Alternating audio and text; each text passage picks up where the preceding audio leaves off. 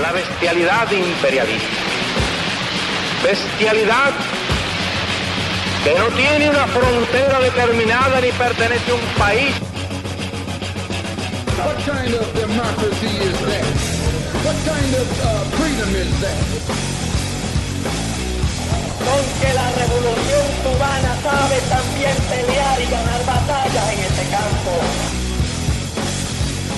Pues la utopía sirve para eso, para caminar. Saudações, pessoas! Sejam bem-vindos a mais um episódio do Vira Casacas Podcast. Meu nome é Felipe Abal e eu tô aqui com meu amigo Gabriel Divan. E aí, Gabriel, tudo tranquilo, velho? Olá, enfermeira! Muito bem, cara. Adorava esse desenho, cara. Era a coisa mais fofinha do mundo. É verdade. Gabriel, uma semana em que a gente tá gravando a entrada depois de gravar o episódio e eu gostei demais. Estou extremamente satisfeito. Estou sorrindo aqui, Gabriel. Ah, não é todo dia que a gente pode gravar em primeiríssima mão há dias, né, do lançamento oficial com aquele que vai ser um dos livros mais comentados do ano aí, sem dúvida nenhuma. Mas não tenho dúvidas.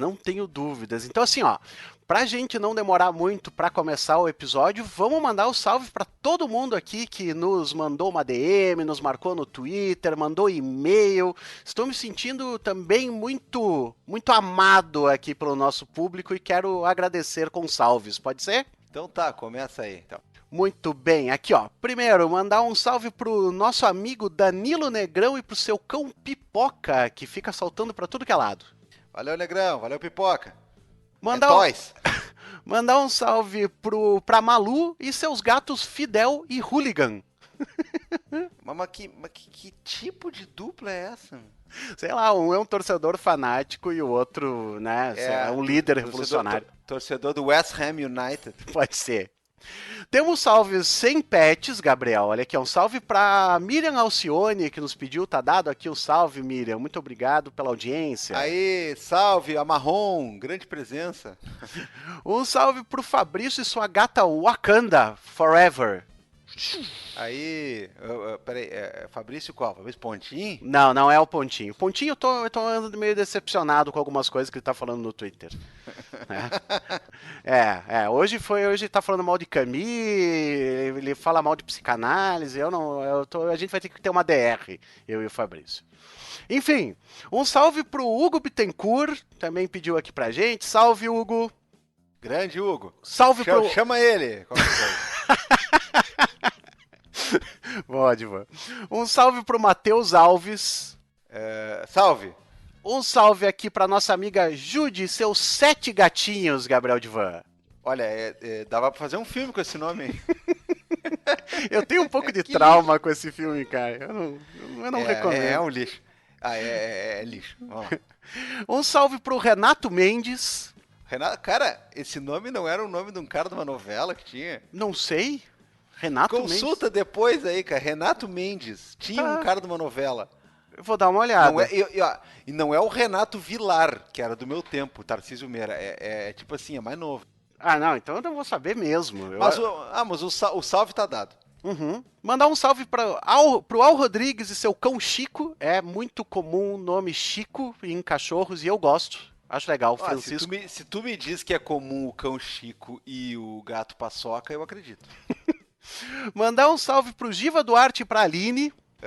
Peraí, o Giva é o gato? Bom, de repente ali, sei lá, né? Vai lá, salve! Um salve pro Guilherme Anselmo. Fala, Guilherme. Aqui, um salve familiar, né? Aqui um salve pro Marco Antônio, pro filho dele, que é o Antônio Marco, e pra companheira do Marco Antônio, que é a Gabriela. Eu já fiquei esperando qual era o nome da companheira, porque... Não, mas ficou, né? Gostei da invertida ali, Gabriel Divan, da invertida de nomes na linha. A invertida, então tá, pra essa família maravilhosa aí, um grande beijo. Um salve pra Jaqueline Herix e seus gatos, ela mandou um e-mail pra nós com fotinhas dos seus gatinhos, e eu gostei muito, então tá dado aqui um grande salve. Então tá, continue mandando pro Felipe essas fotos aí, não me mande, mas eu torço muito pelo sucesso de toda essa galera. O que o povo não sabe, Gabriel, é que tu me mandou uma foto de gatinho essa semana. Mandei. Isso está registrado. Quando vazarem as conversas do WhatsApp, que sempre vou lembrar, Carapanã e Abal me diziam que não era para usar o WhatsApp, porque o Telegram não tem como vazar. Tá aí, né? O resultado tá aí na mídia. Mas o fato é que quando vazarem dessas conversas, vocês vão ver que ontem de noite eu mandei uma foto de gatinho, e não era qualquer gatinho, era um gatinho fazendo um hang loose. Fantástico, adorei, salvei. Tá aqui, inclusive, mandei... Ousadia, gataria e alegria. Muito bem. Um salve aqui, cara, pra galera da Poli, da USP, o Joseph, a Paula, a Flávia e o Thales. O Thales foi o cara que ganhou a camiseta da veste esquerda, velho. E daí ele pediu aqui um salve pra galera que tá lá tentando melhorar esse nosso mundo. Então, um grande salve pra vocês aí. As promoções do Vira Casacas não é que nem loteria e não é que nem pesquisa de intenção política. E você sabe quem ganhou, tá? Você já viu no mundo natural. É verdade, elas existem. Parabéns galera da Poli, parabéns Thales. E outra coisa, né? Esse prêmio aí pro Thales me lembrou de outra coisa, me lembrou de outro Thales. Ah, o nosso amigo Thales, o economista. E isso, eu vou mandar um grande abraço pro Thales Nogueira e pra Luísa Fritzen, que ultimamente eles andam, como diriam Adorno e Horkheimer, né? Não sei se tu conhece aquela citação, aquele trecho famoso do livro, né? Só love, só love, só love, só love, só love, só love, só love, só love. Muito bem, cara. E o Thales que mandou muito rápido, né, cara? Porque eu gostei que outro dia eu vi lá que a Luísa tinha, em agosto de 2018, retweetado o nosso episódio com o Thales e dizendo, nossa, muito bom esse economista, o Thales, né? Vale muito a pena ouvir ele. E o Thales foi perceber agora. Ele é um cara muito veloz, assim, na percepção das coisas, cara. Não, perceber ele já tinha percebido, né? É que os trâmites demoram, né? Sabe como é que é? É um cara, ele só confia em dados e em análises mais sérias, né? Tá certo. Mas aí, ó, né, um grande salve pros dois. E por fim, aqui da minha parte, Gabriel, um salve pra Roberta e seus cães Sandy Júnior, tudo junto, Sandy Júnior, e Carambola. Pois é, né, cara, pois é. É que o pai do Sandy era Sandy Sênior, né? Ah, é verdade. Era Sandy Sênior e sei lá o que, né? Mas enfim, tem algum salve especial aí, Gabriel? Não, já dei o salve para esse casal maravilhoso aí. A Luísa vai fazer o Thales, inclusive, simpatizar com o tricolor dos Pampas aqui. Não. Vai ser Grenal na final e é isso aí, não quero saber de Cruzeiro. Ah, meu Deus do céu. Vamos lá então, Gabriel, primeira coisa, vamos fazer um jabazinho aqui, né? Sábado que vem, Gabriel, eu e você vamos estar na Casa de Cultura Vaca Profana, aqui na cidade de Passo Fundo, das 15 às 21 horas, dando aquele cursinho livre lá, como é que é? Política, redes sociais no século XXI. É isso? E depois disso vamos estar lá conversando com a galera, me prometeram cerveja lá, Gabriel. Prometeram que vai ter líquidos lá para tomar. Opa, se tem cervejinha, tamo dentro. E brincadeiras à parte, né? É sempre legal apoiar iniciativas como a Casa de Cultura Vaca Profana em Passo Fundo. Espaços que nem esses tem em vários lugares do Brasil e em Passo Fundo a Vaca faz uma proposta muito legal, recebe cursos, recebe festas, recebe eventos e a gente vai estar lá tendo a honra de dar uma colaborada. E vem cá, quanto é que sai o passaporte para Alegria lá? Olha ali, ó. Então quem tiver interesse, tiver aqui pela região de Passo Fundo, entra em contato ali com o pessoal da Vaca, eu acho que é mais fácil pelo Facebook até, e vai ser 15 pilas, Rafael, Gabriel Divan. Cara, olha só quem é... Meu Deus, crise no Vira Casacas. Da onde que saiu esse Rafael? 15 pilas, depois a gente conversa, tá, Gabriel? 15 pilas que exatamente, então, vai ali pra galera do Vaca Profana pra manter esse projeto que é muito massa, tá? Eu acho que o Gabriel sumiu, ele ficou de cara. Alô? Não sumi, não. Pensei que tinha ficado brabo comigo. Mas então, né? Agora vamos para os nossos avisos de sempre. A gente tem a nossa parceria, né? Comum, usual, normal com a vesteesquerda.com.br. Você entra lá, escolhe sua camiseta, coloca o cupom VIRACASACAS e ganha 10% de desconto. E é claro, né? Com os produtos da nossa amiga Virgínia, a mulher tamarindo, lá no alquimistashop.com. Dá para comprar várias coisas legais. E se você comprar acima de R$100 e botar lá o cupom VIRACASACAS, metade do frete quem paga é eu e Gabriel Divan, né? A gente racha o frete com você. Eu não, pede pro Rafael pagar. Tá bom. E no mais, Divan, a gente tem novidade, cara. Nós fizemos agora um canal lá no YouTube, então você procura por Vira Casacas, eu vou deixar linkado ali também.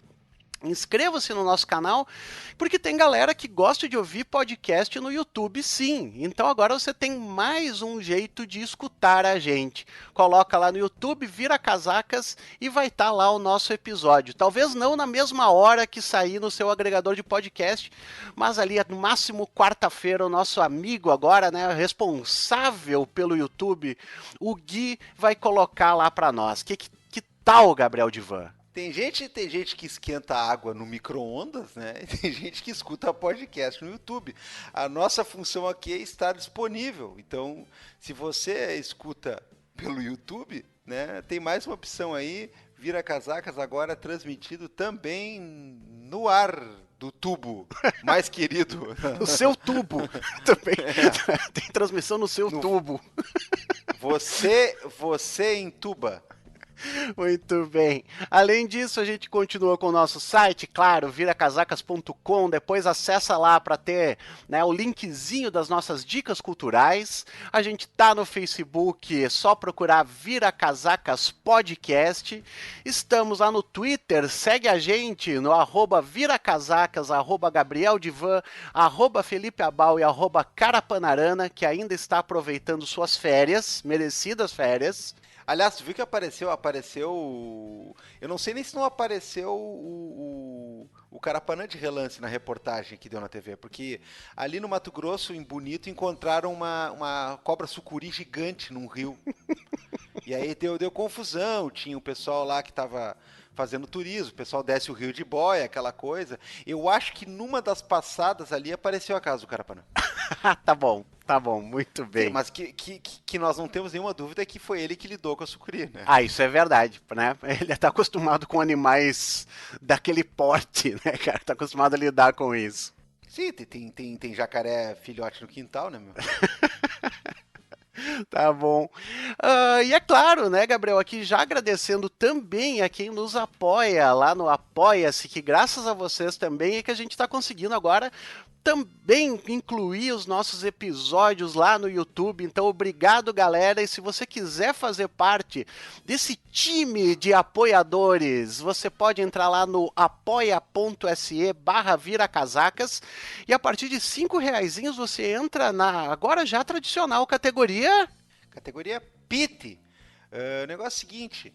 A gente precisa desse apoio de vocês. O podcast, como diria aquela outra rede social, é de graça e sempre vai ser. A gente tem, ao contrário, né, do acesso a ele, a gente tem uma série de custos e uma série de coisas para que ele possa chegar até a sua casa, até o seu ouvido, ou até o seu YouTube, ou até o seu micro-ondas. E por isso, então, a gente requer essa pequena contribuição aí, a gente pede para você, a gente passa o chapeuzinho pedindo R$5. Agora, se você não quiser pagar e entrar na categoria PIT, tudo bem, só não desonre meu nome. Tá. Você pode também contribuir com R$10 ou mais, você entra na categoria Vira Casacas, e a partir de R$10.000 você entra na categoria George Soros, onde essa semana, então, a gente vai comer... Qual é que é aquele tipo de peixe que se faz na telha lá no Mato Grosso, Gabriel? Ah, cara, eu não sou muito bom de de nomes de peixes. Mas enfim, a gente vai comer um peixe na telha, lá no Mato Grosso, eu, Gabriel Divan, Carapanã e você, e os seus, pode levar junto também. E depois a gente vai tomar uma cerveja e vai conversar a respeito do mundo. Então você compra alguns dias conosco entrando na categoria George Soros. Pode ser? Eu ia perguntar se não ia ter nenhum brinde da categoria que a gente ia poder participar como ouvinte do amigo secreto dos meninos. Ai, cara, eu queria ser uma mosca. Você quer saber qual é que rola no Amigo Secreto dos Meninos? Então agora ouve o podcast aí. Beijo. É isso aí, vamos lá. Gabriel Divan. Aqui, presente, sempre alerta. Tamo junto. Muito bem, cara. Estamos aqui mais uma semana e com um convidado novo aqui no podcast e olha, hoje tenho certeza que vai dar o que falar, Gabriel. Olha, dá o que falar, vai dar o que decidir, vai dar o que pensar, só não pode vazar, né? E não pode a gente fazer algum telefonema escuso aqui. Tá, muito bem. Nós estamos aqui com Luiz Weber, que lançou agora há pouco o livro Os 11, o STF, seus bastidores e suas crises.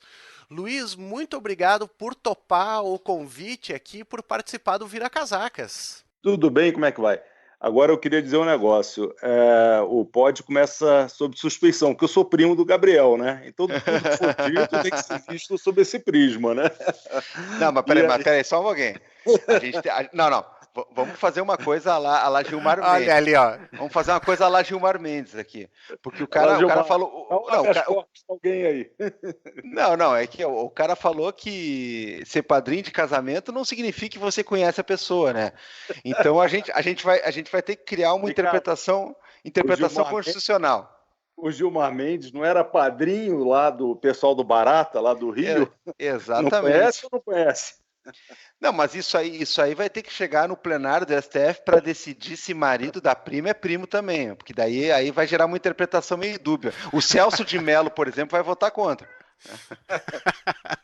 E aí, tudo Tudo beleza, gente. Luiz, obrigado mesmo por participar. E agora, depois dessa, né, olha, dessa declaração, né, para os nossos ouvintes. Disclosure, né? Como é que a gente chama? Isso, ficou bom, gostei. Olha, aqui é transparência. Nosso nome é transparência nesse podcast. Luiz, deixa eu te pedir então agora pro pessoal, se apresenta para quem está nos ouvindo aí, diz de onde é que vem, o que que faz, o que que come, esse tipo de coisa aí. Bom, não sou vegano, claro, né? Bom, eu estou aqui em Brasília, sou jornalista, eu trabalho na Folha de São Paulo, eu sou um advogado, não militante, né? Fiz o mestrado na UNB, aqui na Universidade de Brasília, em Ciência Política, estou fazendo doutorado no IDP, que é justamente o curso do Gilmar Mendes, né? Que é a faculdade dele de Direito, né? Mas como eu digo, eu estudei no Colégio Militar, não sou bolsomínio, estudei na UNB, que era do PSOL, não virei psolista, né? E estou no IDP, também não sou um Gilmar Mendesista, né? Muito bom.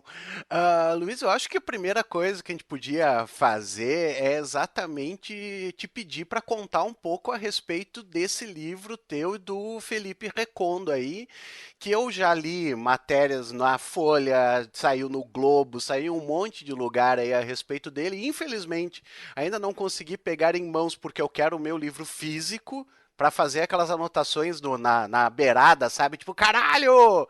Né? Esse tipo de coisa. Então, se puder nos dar uma faladinha a respeito dele, eu acho que é massa. Adoro glosar. Não, olha aqui, ó, tem mais uma coisa. Quem conhece esse homem sabe que é o seguinte, ele foi bastante generoso em termos do tempo ocupado aí para falar do seu currículo, porque ele falou só as últimas coisas. Aí, estou na Folha, sou mestre em Ciência Política e sou doutorando em Direito, porque se o cara vai falar em todos os veículos que ele já trabalhou, em todas as redações que ele já chefiou aí, a gente vai chegar nas 1h42 do podcast e vamos estar apenas falando sobre isso aí, né? Tem que deixar claro esse negócio aí. O homem não é fraco, meu amigo. É brincadeira. Não, jornalista há muito tempo em Brasília e da natureza enfim, da carreira. Aí eu fui diretor da Época aqui em Brasília, que é da revista Época. Eu fui chefe de redação do Estadão também, né, do Estado de São Paulo, né? Mas agora eu estou na Folha, enfim, estou aí com vocês agora, né? Chegou no ponto mais baixo da carreira de Luiz Alberto Weber. Não, é o máximo, eu sei, é o cume. Vamos lá. Mas então vamos lá. Mas você me perguntava do livro, né? Isso aí. Não, eu falei do Estadão agora porque é o seguinte, como é que começou tudo isso? O Recondo escreveu aquele livro Tanques e Togas, ótimo livro, enfim, sobre a ditadura. Recondo e eu, nós éramos colegas no Estadão, trabalhávamos juntos, né?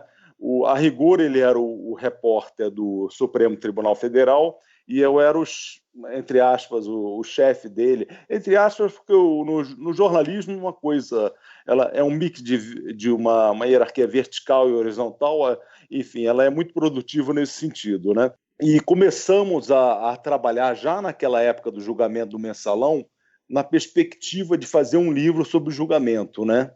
Naquele momento nos chamou muita atenção que a perspectiva a partir das redações dos jornais, enfim, do jornalismo, que o Supremo até então não existia.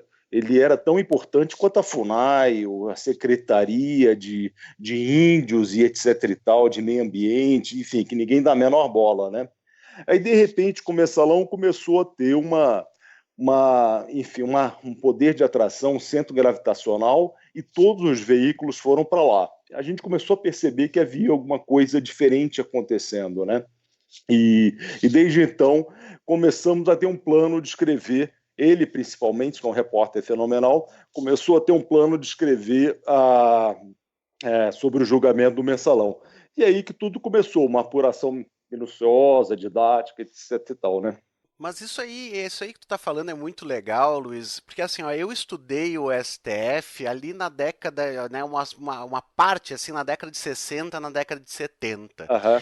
E é bem legal mesmo esse negócio de tu ver assim, ó, que a repercussão que esse tipo de coisa vai estar na mídia referente ao STF vai ser muito mais ligado à matéria que está sendo decidido do que em relação aos ministros em si, por exemplo, né? Uhum. E depois, então, né, isso aqui era exatamente a primeira pergunta que eu queria te falar, que é até uma coisa que o Carapanã pediu pra gente tocar aqui, que esse caso do Mensalão, ele foi um divisor de águas nesse sentido, né? No de tornar até ministro uma figura conhecida, uma celebridade política, aquela figura até, né, da questão do Joaquim Barbosa, por exemplo. Tu enxerga esse momento como esse divisor de águas de a gente começar a ver no dia a dia o STF como uma instituição política mesmo brasileira? Sim, ele se inventa como instituição. É claro que você tem uma conjunção de fatores, de vetores que confluem para essa solução, né? A gente tem uma mudança tecnológica, as redes sociais surgindo, a mídia, enfim, né? Tudo acontecendo ao mesmo tempo, né? Eu me lembro o Aires Brito conversando conosco, o Aires Brito que foi presidente lá do Supremo, foi ministro do Supremo, né? E certa vez ele nos contando que foi almoçar numa rua aqui de Brasília e o guardador de carro falou: você é o ministro que põe o homem na cadeia, né? Ou seja, tudo estava muito imantado, ou seja, magnetizado pela opinião pública. E eu acho que o Mensalão teve esse papel, né? Enfim, foi esse start e que começou a atrair, não só pela TV Justiça, que começou a amadurecer, mas a nossa cobertura da mídia e o interesse da população pelos temas, né? É claro que essa inflexão se deveu-se a um fato concreto, que o Supremo começou a olhar os poderosos, né? O Joaquim Barbosa é uma personalidade ímpar, enfim, que ele foi ministro, foi presidente, foi o relator do Mensalão. Ele veio de uma família muito pobre aqui do interior de Minas, de Paracatu, e enfim, trabalhou na gráfica de um jornal aqui chamado Correio Brasiliense. e depois trabalhava à noite, de madrugada, na gráfica do Senado, um emprego público sem concurso, que na época não existia, né? Onde ele aproveitava para estudar. E, enfim, e ali ele virou uma figura e nós começamos a ver que os poderosos também poderiam ser alvos da investigação, enfim, da ação do Supremo. Realmente é uma inflexão, um turning point, que a gente chama, relevante, né? Pois é, a questão que muita gente fala, muita gente mesmo, é que um dos momentos de mudança fundamental que a gente vê nesse cenário todo é o da própria TV Justiça, porque não há quem não perceba que o julgamento começou a ficar um pouco mais espetaculoso, os votos às vezes começaram a demorar mais, porque era um momento do ministro aparecer e não só emplacar a sua opinião, mas brilhar também. As brigas internas começaram a ficar um pouco mais acentuadas na troca de farpa, e é um ponto que realmente a gente não pode negar, né? Para o bem ou para o mal, nós temos agora um julgamento que era antes altamente técnico e altamente relevante juridicamente, mas de interesse midiático ou de interesse direto, né, apenas de quem estava envolvido nos casos ou nas repercussões, passou a se transformar numa atração. Tanto é verdade que nos últimos anos, né, a gente tem visto que não raramente, vamos pegar um exemplo aí, as mídias sociais, né, as redes sociais e tudo mais, elas param em torno de grandes julgamentos com grandes pautas e as pessoas ficam acompanhando e ficam comentando na mesma medida em que fazem isso com outros produtos culturais, né, como o seriado famoso, a partida de futebol, o evento esportivo, sei lá qual outro. Então é muito interessante começar a entender como é que tu vê, Beto, como é que esses caras, né, há um feeling a respeito do que eles passaram a se enxergar e como é que eles passaram a se portar, inclusive com vocês da imprensa, que tem que estar envolto, né, com esse tipo de coisa, falando com eles toda hora, lidando com esse tipo de coisa. Teve algum momento em que tu notou assim que, olha, esses caras, o trato com eles, o trato com as assessorias deles mudou? Bom, vamos lá. Isso, enfim, é a indústria cultural, é o Walter Benjamin, ou seja, é um dado da realidade. Eles vão falar e vão falar muito. O que é engraçado, engraçado não, mas é que é um dado da realidade, é inevitável. Você lendo autores americanos que estudam direito comparado, pelo menos não o direito comparado, mas a transmissão comparada dos tribunais constitucionais, eles dizem que nenhum outro tribunal do mundo é tão exposto quanto o nosso, o do Brasil, né? Mas veem nisso não uma carga negativa ou pejorativa, né? Mas acham que é uma tendência enfim, que vai orientar o comportamento dos outros tribunais, inclusive os Estados Unidos, que é muito autocentrado, muito fechado, né? O ponto é claro que você cria altera a dinâmica dos julgamentos, altera o comportamento dos ministros quando nós temos uma transmissão ao vivo, né? O que é curioso, assim, e poucos percebem, mas olha, é um parêntese aqui, um obter dictum, como eles diriam, né?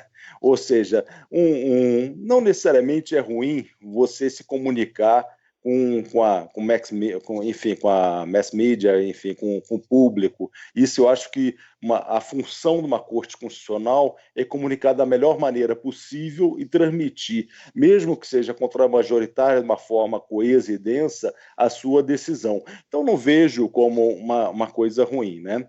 Mas claro que afeta o comportamento interno. Então, para dar um exemplo, né? A gente conversando com os ministros e ex-ministros do Supremo, né? Assim que o ministro Aires Brito, que eu citei há pouco, ele tomou posse, ele estava nos seus primeiros julgamentos, né? E diante da Câmara da TV Justiça, que essa que é retransmitida pelos canais e tudo mais, YouTube e tudo mais, né? Ele se demorava e se alongava mais. E os ministros do Supremo, eles têm um chat interno pelo computador, que é um sistema de comunicação de mensagens, né, entre eles, né, o GAIN, né, eu até cito no livro, né, e o ministro Nelson Jobim, na época, gaúcho do Rio Grande do Sul, falou, olha, Tchê, você está se alongando demais, né, Aí o Aires Brito falou, mas o público está nos vendo. Ou seja, ele estava, naquele momento, ele não se comunicava mais com o procurador, o subprocurador que estava ali, com os advogados das partes, ele se comunicava com o extra-tribunal. Ele queria comunicar uma mensagem para o país.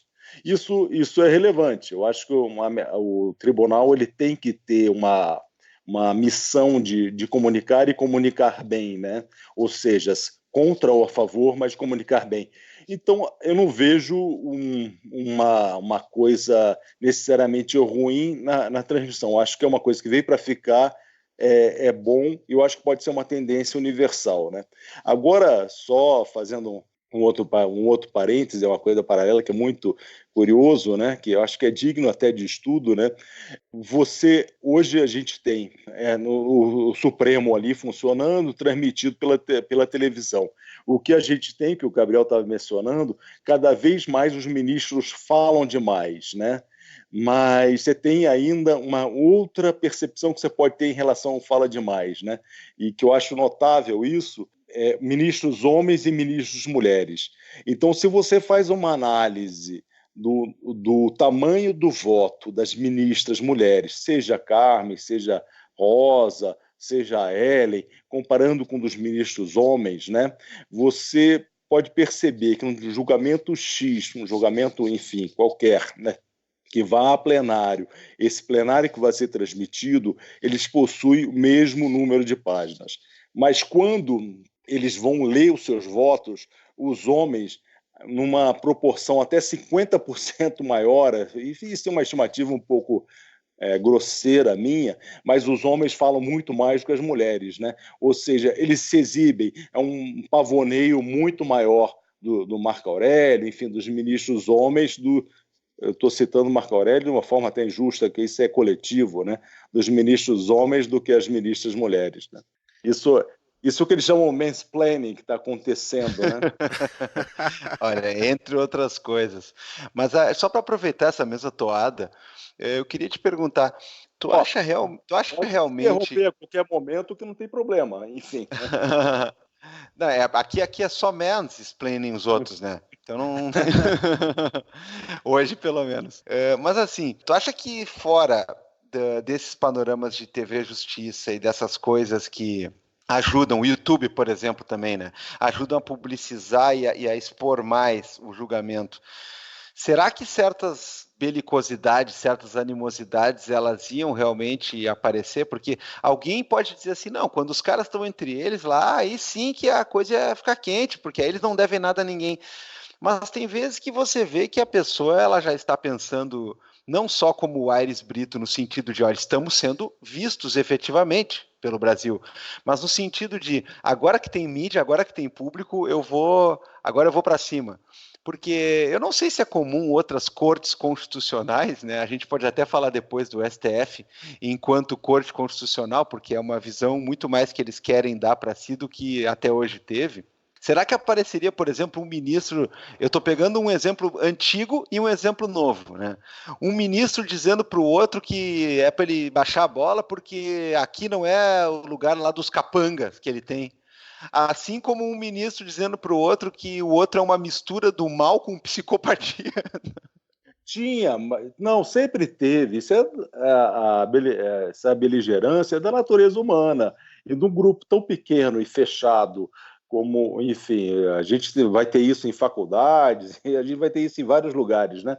E no Supremo temos também, mas isso houve inúmeros casos de ataques, de animosidades entre ministros, nos anos 60, anos 70, enfim, mas eles adquirem uma projeção nova hoje. Mas o pior, assim, o que é notável, é que nos bastidores eles chegam assim, quase a vias de fato, né? Inclusive no livro a gente retrata assim, caso, enfim, que um ministro queria bater no outro, né? Enfim, né?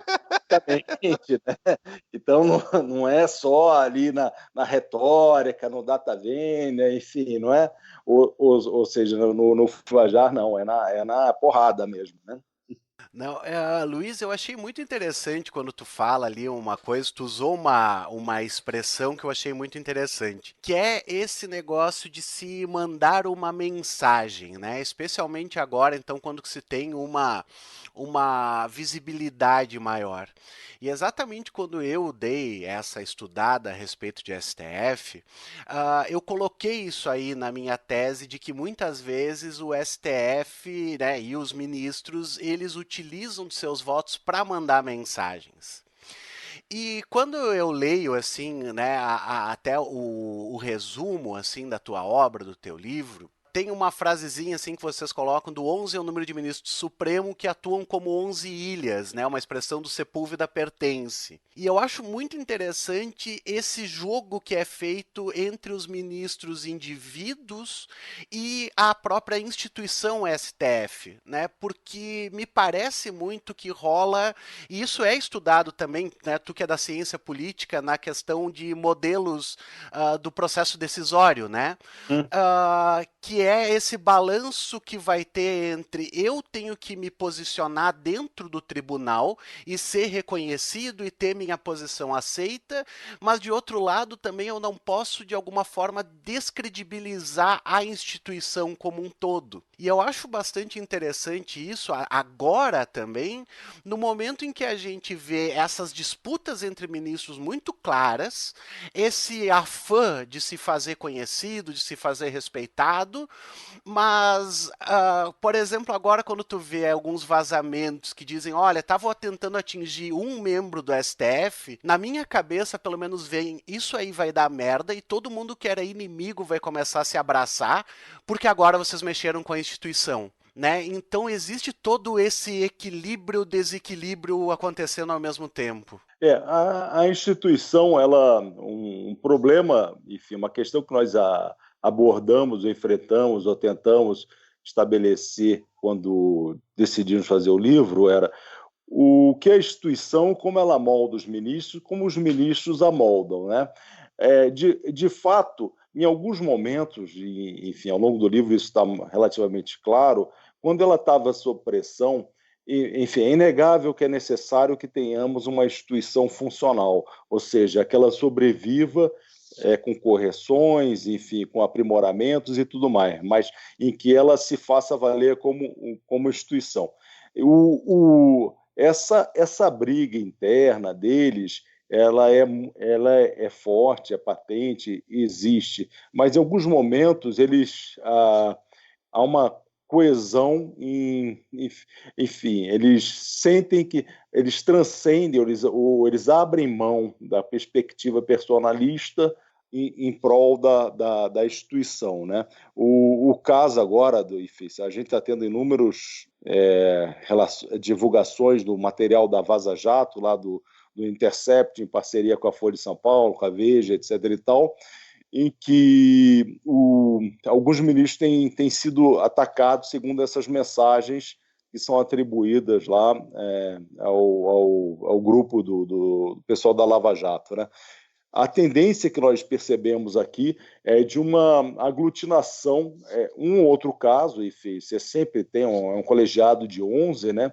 Um outro caso sai para lá, sai para cá, mas você tem um núcleo mais coeso de tentar preservar. Não é uma autossobrevivência de preservação nem de personalidade. Eu acho que a gente tem um approach muito negacionista, muito assim, muito negativo em relação aos personagens, né? Mas algumas vezes eles pensam além da sobrevivência pessoal eles pensam efetivamente no Supremo e em como a instituição tem que sobreviver, né? Mas me interrompa e diga, né? E me conteste, claro. Não, mas é que eu acho que é perfeitamente isso aí, né? Que existem essas duas coisas que vão funcionando juntos, né? De um lado, é claro que assim, ó, tirando alguns que, por exemplo, o Marco Aurélio, ele é um caso que eu acho bastante interessante, porque o Marco Aurélio ele é meio franco atirador, assim, né? Ele não se preocupa muito em ser maioria, ele não se preocupa em ser voto vencido. Agora, muitas vezes a gente vê essa tendência de tentar acompanhar um lado vitorioso. Mas sempre quando tu vê a instituição ela sendo atacada ou ela sendo posta em risco, ou agora até mesmo, né? Esse pessoal, vamos fechar o STF. É claro que isso vai gerar um movimento de uma proteção do tribunal. Até porque, como o Gabriel colocou, eu acho que existe muito pouca compreensão das pessoas a respeito da função do STF, do que ele representa, né, no público geral. Então, agora com essa visibilidade, isso é uma coisa que é buscada mais. O STF é responsável pela essa incompreensão do público. Quando você se exibe muito, os ministros se exibem, os ministros dão declarações, os ministros falam demais. É claro que ele é responsável por essa incompreensão, né? Os ministros eles pendem para um lado, o espectro ideológico para lá e para cá. Então, o público fica um pouco sem norte, né? Então, essa inquietação nossa é legítima, né? Mas, ao fim e ao cabo, é preciso que eles se arranjem e, enfim, tenham um rumo para se proteger, né? Proteger não, mais do que se proteger, é para estabelecer os limites de uma democracia funcional, né? Ou seja, um executivo que tenha o seu espaço e que não exceda, e que o Supremo possa controlá-lo, ao mesmo tempo um Supremo que não seja tão ativista, né? Então, esse é um pouco o jogo da política que tem que ser feito, né? Perfeito, perfeito. Luiz, outra coisa. Gabriel, pula aí na frente se eu tiver. Só tô aqui aguardando um momento. Se eu Vai tiver dar uma ocupando apunhalada nas costas do Gabriel. Vai cair a ligação nesse momento. Eu só tô terminando de mandar uns Telegram aqui. Vai falando aí enquanto isso. Vai ser tudo hackeado, né? Porque, Luiz, assim, o que eu ia falar, uma outra coisa, é o seguinte que eu queria te ouvir. Eu acho muito interessante uma característica que a gente tem no STF, e é claro que a gente sempre vai fazer aquela comparação do STF, principalmente com o caso de uma Suprema Corte americana, né? Uhum. E lá existem duas coisas que eu queria ouvir de ti, na verdade. Uma delas, não existe essa visibilidade dos juízes como existe aqui, né? Eu chamo de juízes porque lá não tem essa denominação de ministros. Então, os julgadores lá não têm essa visibilidade, até no ponto de entrevistas, esse tipo de coisa assim.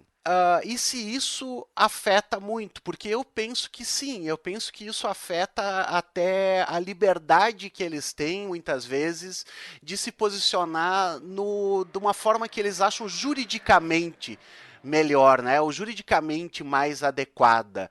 Um negócio que acaba jogando eles muito mais num campo político do que jurídico. A segunda coisa é a seguinte, lá nos Estados Unidos também existe muito a questão, né, que a gente viu várias vezes em relação à nomeação de ministros, que é claro que tem aquela diferença que lá também não tem a questão da idade e tal, mas lá a gente vê de uma forma muito clara aquela divisão de liberais e conservadores e um ministro, um julgador, né, lá um juiz, que vai ser nomeado por um presidente liberal, ele vai ter um posicionamento liberal nos seus julgamentos, né? E se for conservador, conservador.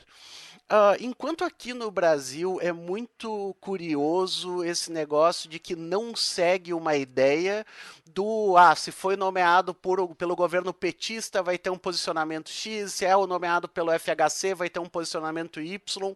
Aqui, depois da nomeação, a gente nunca sabe o que vai acontecer, né? Bom, em nenhum caso a gente sabe daí o que vai acontecer, nem em julgamentos específicos. Eu gostaria que tu comentasse um pouco a esse respeito também. Cara, mas mesmo lá nos Estados Unidos, assim, você tem as grandes inflexões, as grandes mudanças e eu diria até os grandes avanços implementados e impostos pela Suprema Corte à sociedade americana se deveram a juízes, a justices, né, que eles chamam, que é ministros lá da Suprema Corte americana, que foram nomeados por republicanos, mas penderam, eles assim, se reequilibraram num lado mais liberal. Então, seja a Kurt Warren, ou seja, quando você teve você tem um julgamento clássico lá, que é o da dessegregação das escolas, enfim, nos Estados Unidos, nos anos 50, né, em que era, enfim, de origem republicana, o ministro, né, e mais recentemente que eu digo, nos últimos 20 anos, que lá é tudo muito demorado, como eles são eternos, né? Vão até os 90 e poucos anos, né? Não tem a expulsória, não tem a PEC da Bengala de lá, né? Mas o Justice Kennedy, que eles chamavam swing votes, que era o voto que vai para lá e vai para cá, mas que ele era republicano, mas votava muito com os liberais. Então, sim, você tem toda a razão. Quando o cara é escolhido lá por um republicano, ele tem uma tendência a ser muito mais republicano. Quando ele é escolhido por presidente democrata, ele tende a ser mais liberal.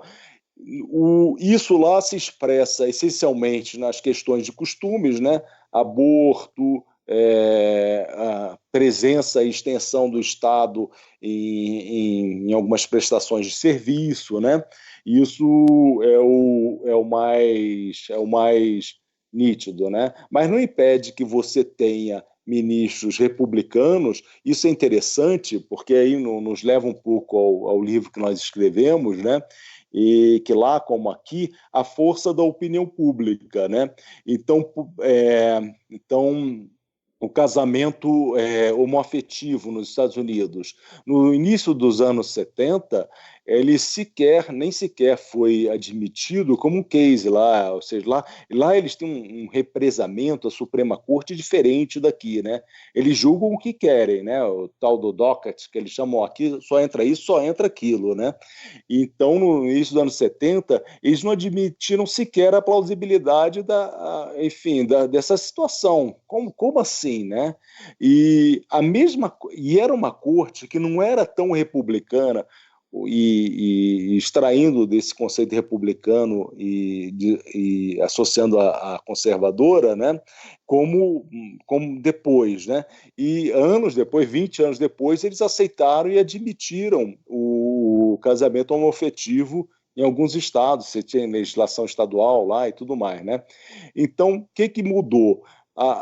O que é curioso aí, mudou o ambiente, mudou o oceano ao redor, né? Então nós temos uma corte republicana, que naquele momento você não admite julgar certas questões, e com o tempo uma corte até mais republicana, porque houve nomeações distintas, ou seja, uma nova configuração de ministros, né? E eles aceitaram e não só admitiram a constitucionalidade numa lei estadual que admitia o casamento, né, homoafetivo, né?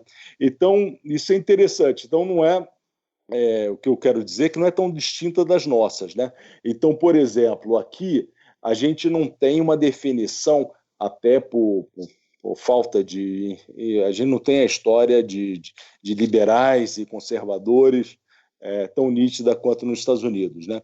Mas quando o ex-presidente Lula nomeou seus ministros, né, se supunha que eram de esquerda, mas foram ministros que, enfim, condenaram o PT no mensalão e tudo mais, né? Então, a instituição tem um peso. Quando você chega, é o que o Fachin nos disse no livro, quando você coloca o paninho preto, ou seja, não é aquela toga longa que você caminha no plenário, mas quando eles se sentam lá, colocam um paninho preto, tipo uma capa pequena nos ombros, né? Tudo muda, né? E a gente começa a votar e a decidir conforme as convicções. Mas aí, voltando à sua pergunta, que convicção é essa? Como ela se forma? É uma convicção que se forma hoje cada vez mais a partir do ambiente externo, dessa força externa, né? Assim como ocorreu nos Estados Unidos, onde o oceano mudou, o oceano indicava pró uma coisa mais liberal, pela admissão de casamento homoafetivo, não sei o quê. Aqui a gente tinha uma coisa de repúdio à corrupção. Então, esses ministros, embora escolhidos pelo presidente Lula e Dilma, eles tiveram uma decisão e um comportamento independente, né, do seu referencial ideológico, né? Não, isso aí é uma das coisas mais interessantes que a gente tem para falar. O próprio formato e as funções, né, como eu tinha sugerido, né, que eu ia fazer uma pergunta nesse sentido, do funcionamento do STF, porque eu costumo atribuir, não sei se vocês concordam, costumo atribuir essa série de funções e esse poder colocado constitucionalmente ao STF a uma espécie de repuxo ou ressaca democrática da Constituição de 88 pós-período ditatorial. Porque parecia uma ideia muito boa tu ter o STF com uma gama de competências que pode chegar a se transformar, inclusive, numa espécie de vara de primeiro grau, no caso das competências originárias, principalmente. E, atualmente, ao longo dos anos, a gente vê cada vez mais esse panorama retroagindo, né? Daqui a pouco os caras percebem assim, nós temos que reduzir o número de recursos que chegam até nós, porque talvez seja muito poder você poder decidir em relação a tanta coisa, mas talvez seja um pepino.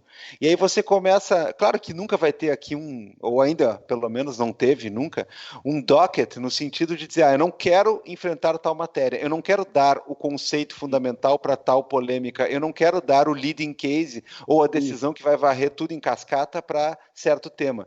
Só que começou-se primeiro, né, a enxugar cada vez mais os recursos que subiam com base nos requisitos de admissibilidade. Depois começou a se apertar cada vez mais a questão da repercussão geral para poder admitir que o STF julgasse um caso. Atualmente, de acordo com o novo Código de Processo Civil, a gente passou até aquela diretriz toda dos recursos repetitivos, daquela noção de que você tem que afunilar cada vez mais.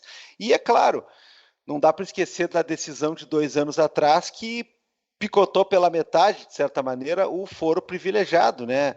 Que, de certa maneira, é uma coisa necessária, de certo modo é uma coisa interessante, mas que, da forma como vinha sendo usado, era um flanco muito aberto para críticas e para suspeitas e tudo mais.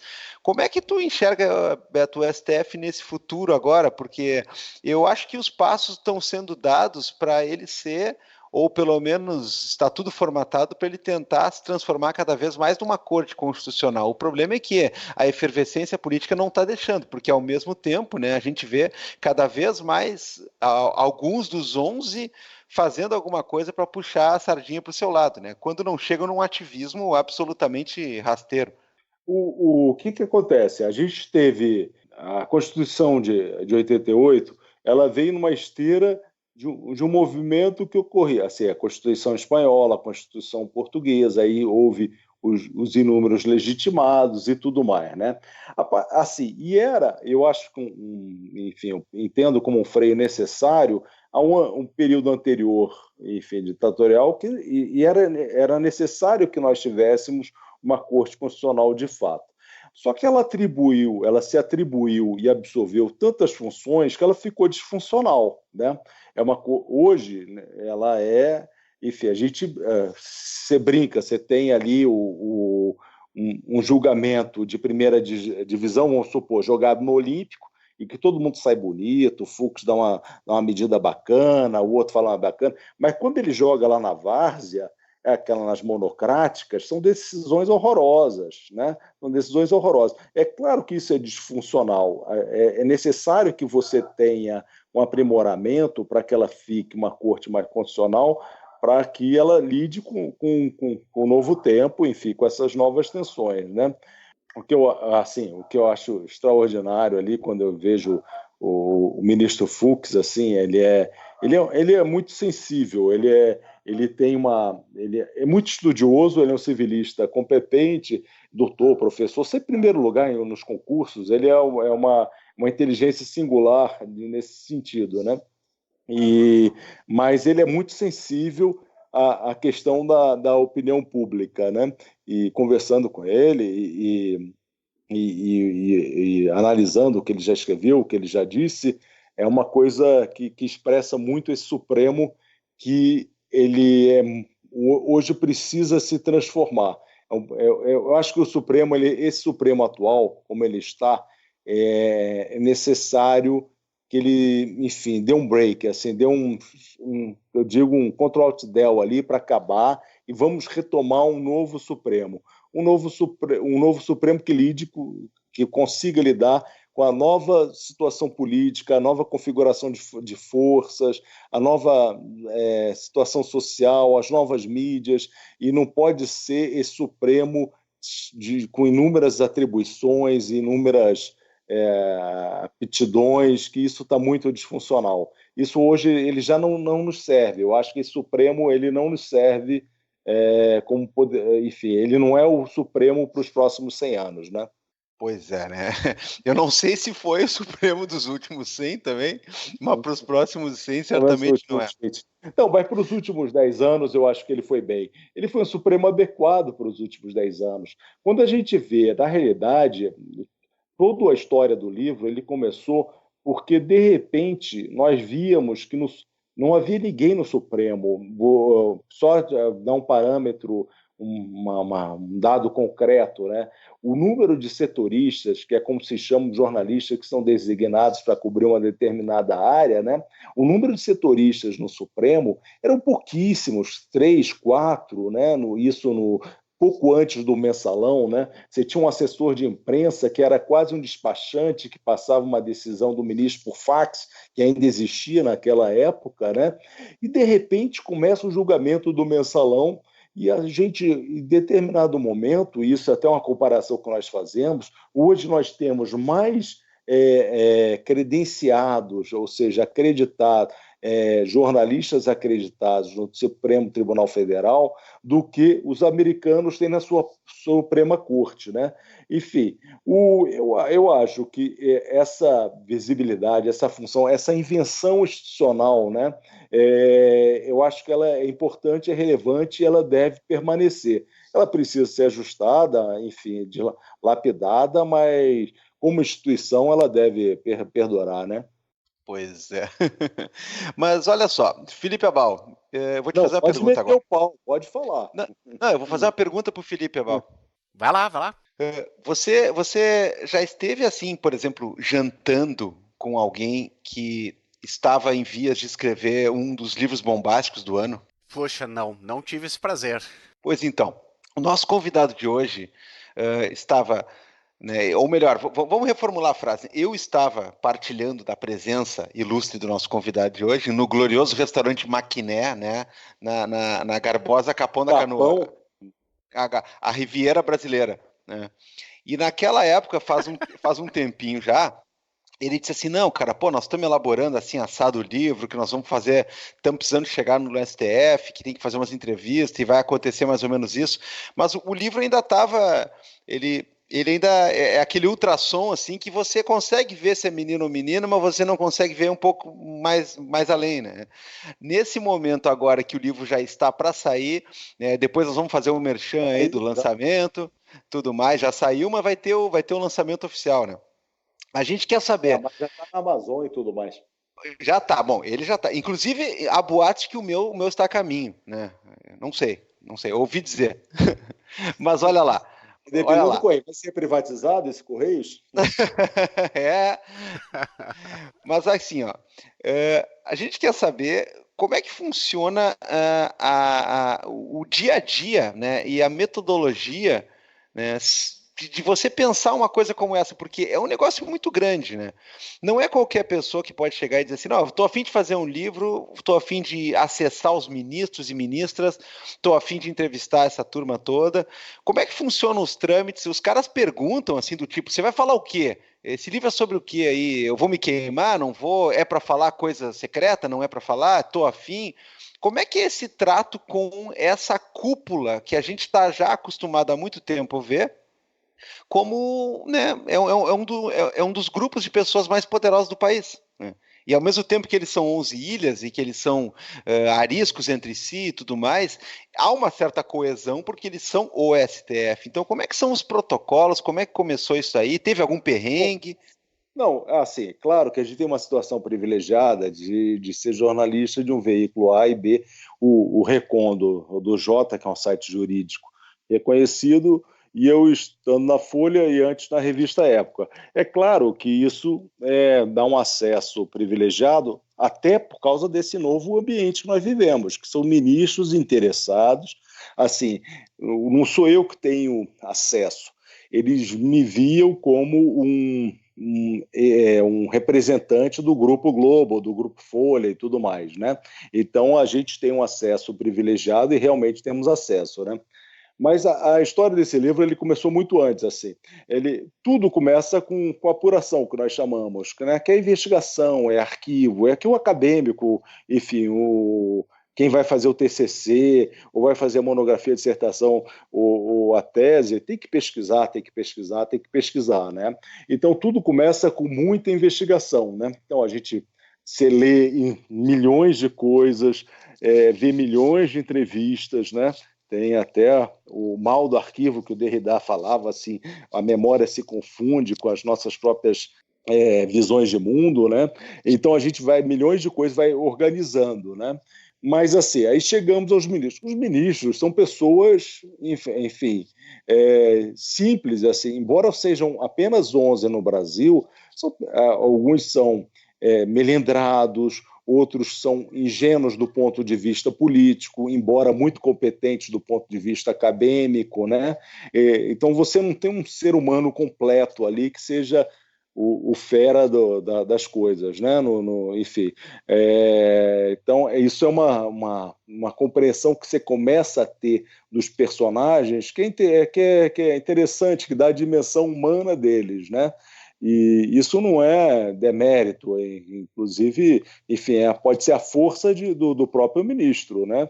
Um que é mais solitário, outro que, enfim, interage melhor com a mídia, outro que é absolutamente ingênuo em relação às coisas do mundo e realmente ingênuo em relação às articulações da política. Quando eu digo as coisas do mundo, em relação às políticas, como os outros ministros estão operando politicamente, enfim, que eles não compreendem realmente, né?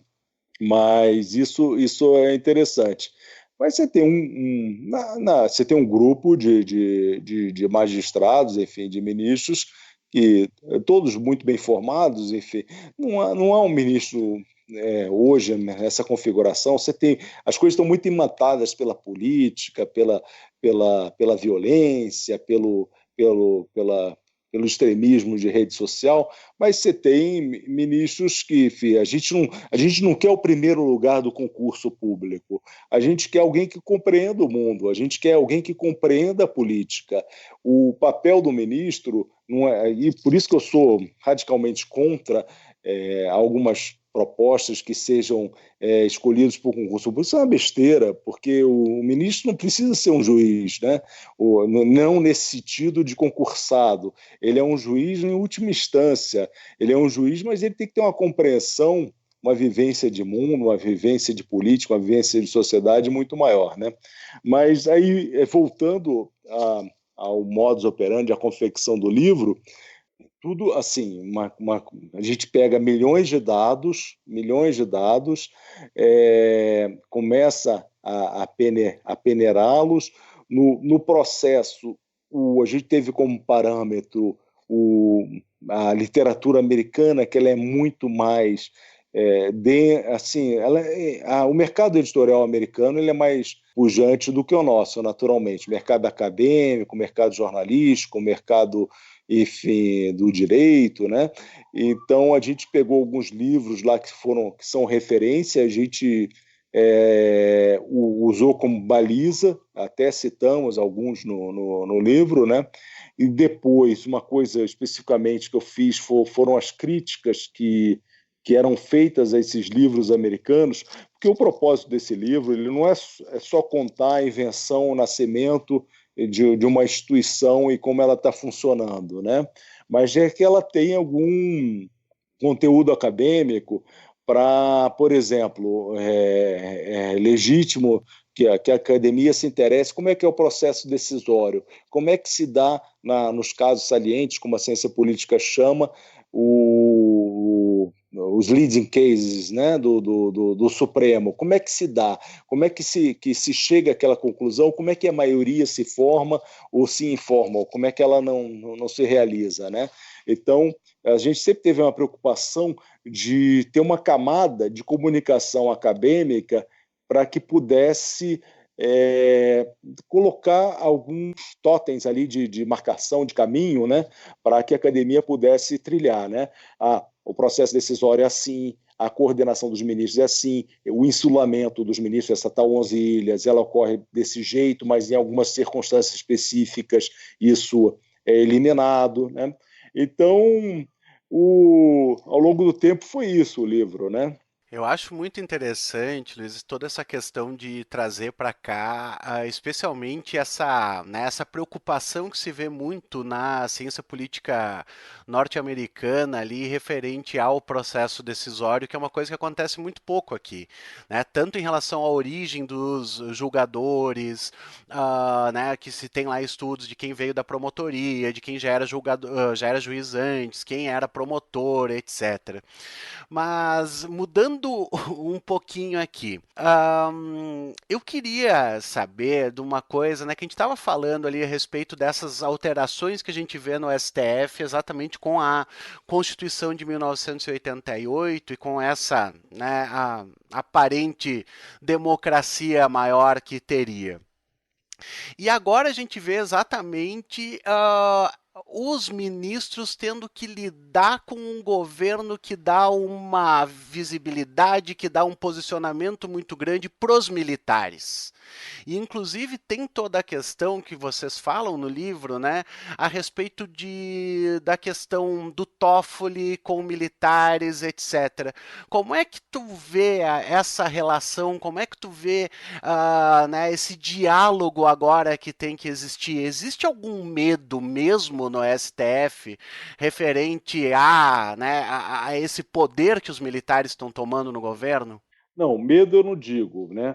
Mas sobre o diálogo institucional, o diálogo entre poderes, realmente é uma preocupação. A gente tem um fato novo, não é pelos militares, assim, não há quando o Toffoli chama um general do Exército para trabalhar em seu gabinete, na realidade, ele não tem uma tentativa de cooptação, ele tem uma tentativa de interlocução. O que você, assim, a visão que eles têm, pelo menos segundo as informações que nós temos, é que é improvável, enfim, ou ínfima, qualquer reação militar, né? O que a gente tem, de fato, é um presidente que ultrapassa limites, não segundo a minha avaliação, mas segundo a avaliação do próprio ministro Celso de Mello no julgamento recente desta semana da FUNAI, né? Ou seja, que é alguém que não respeita a Constituição, né?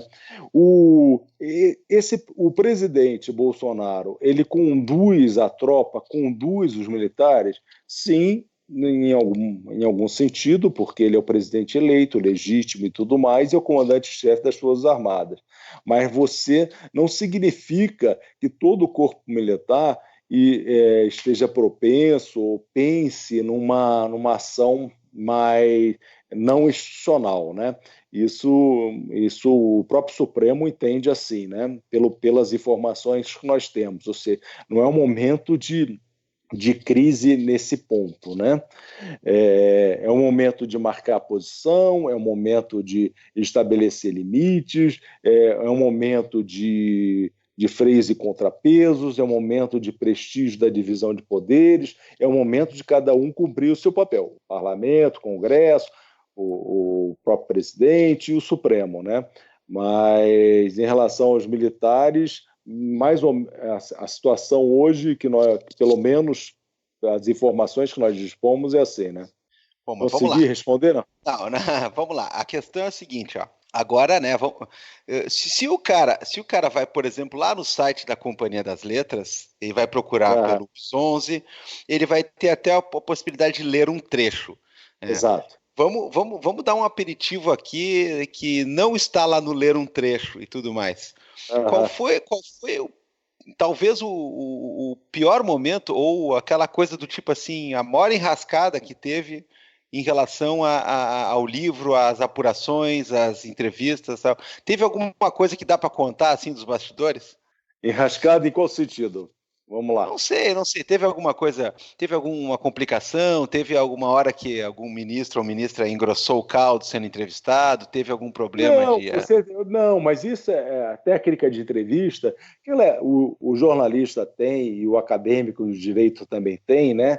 É aquela coisa, né? Você não pode chegar sempre por quê? É sempre enfim, é como a gente tem algumas técnicas de entrevista que são comuns às áreas, né?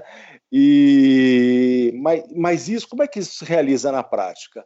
Então, por exemplo, um determinado ministro, ele pedia que nós tirássemos todos, o celular, a caneta, o computador, o laptop, deixasse tudo de fora, né? Ou seja, a conversa era totalmente outra, né? Ou seja, ele nos fornecia muito mais informações do que quando a gente entrava com o laptop.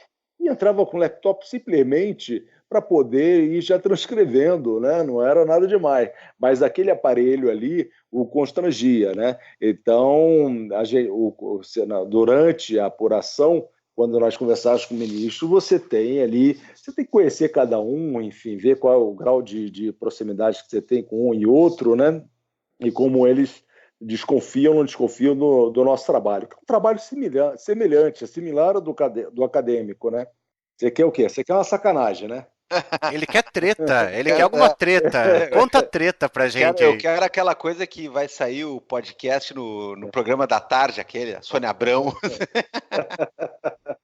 Deixa eu ver. Não, assim, na realidade, não, tá tudo ali. Realmente a gente colocou praticamente tudo ali, né? Tem histórias que a gente, enfim, não conseguiu comprovar e que a gente não coloca, né?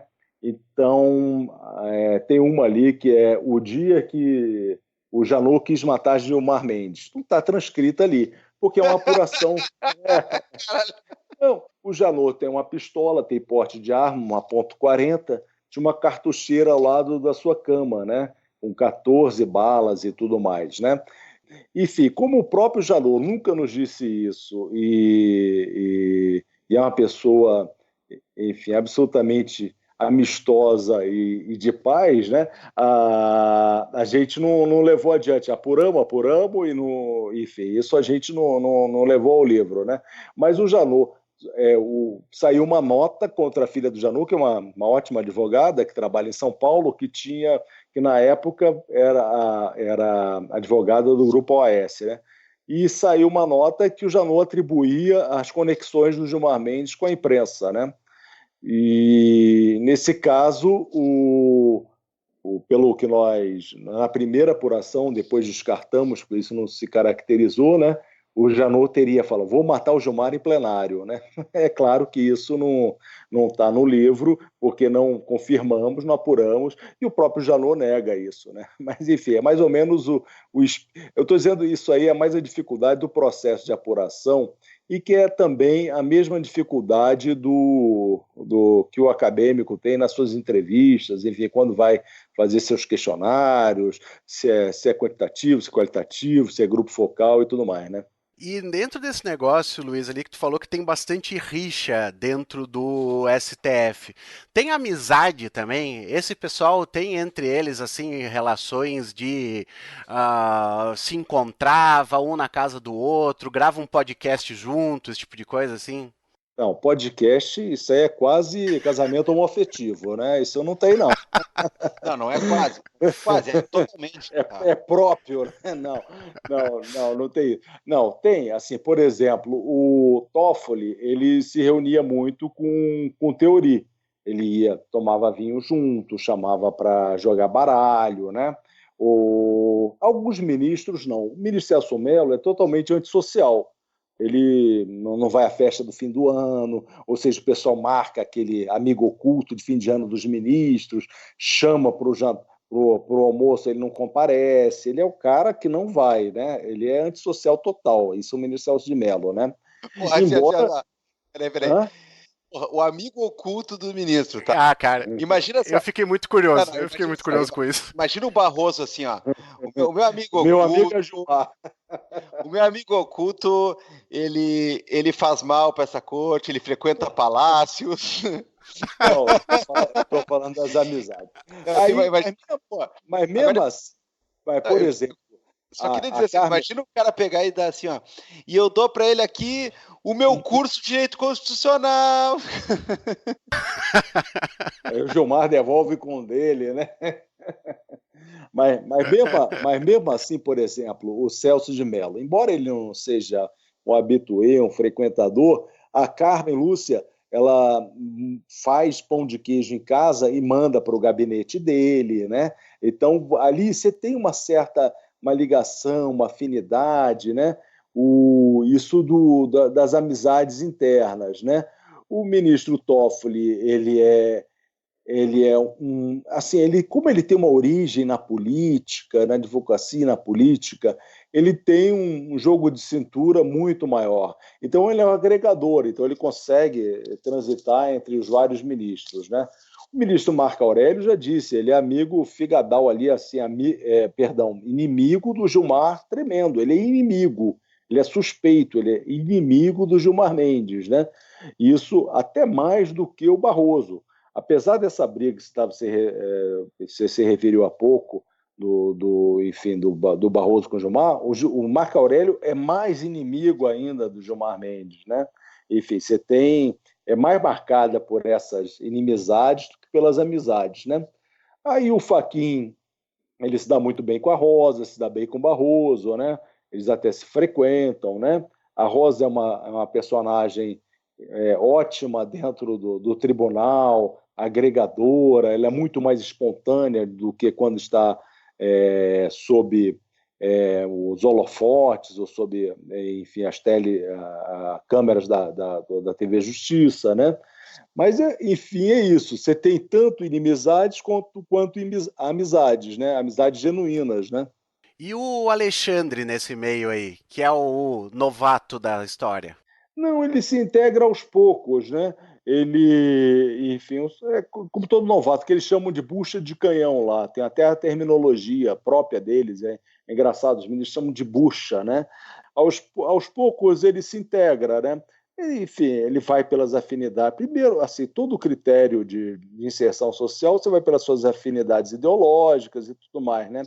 Então ele fica ali entre o grupo de Toffoli, Gilmar, né? Aí tem a questão etária também, né? O Toffoli é mais próximo dele em função da idade, né? Eles serão a corte dos próxima década, né? Naturalmente, né? Então isso os aproxima, né?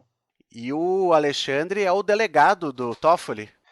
Como o Toffoli se referiu, mas é muito mais pela competência que o Alexandre tinha como secretário lá de segurança, pelo jeitão dele, mas mais do que uma apreciação negativa, o Toffoli vê isso como um resolvedor, alguém que resolve os casos, né? Alguém que consegue, né?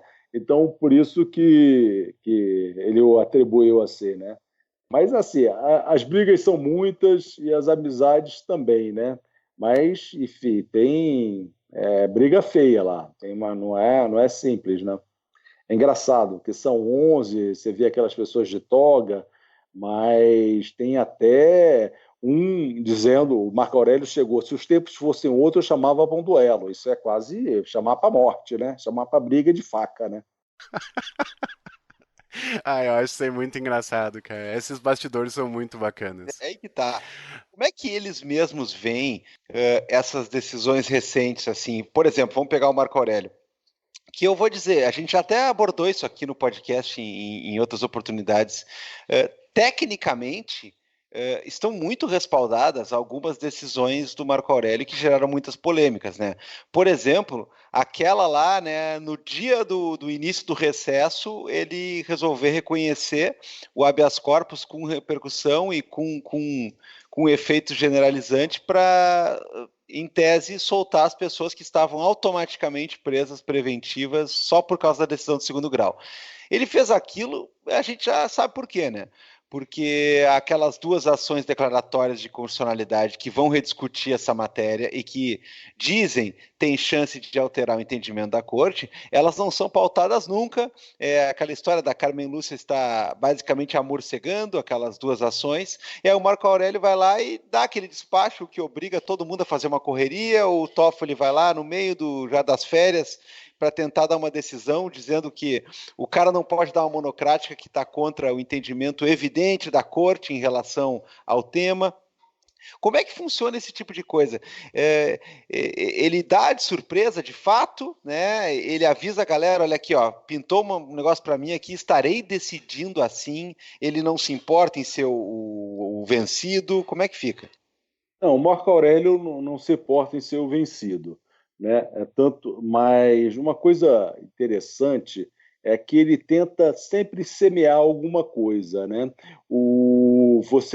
Ele, por exemplo, foi lá atrás, na questão de anencéfalos, ele teve decisão e ficava na gaveta. Ele tenta plantar coisas para frente, mesmo sendo vencido, né? Ele coloca a posição dele que, no futuro, essa posição poderá ser majoritária, né? Isso é curioso, né? E ele tem a característica, e isso é dele, de não, como ele chama, eu não troco figurinhas, né?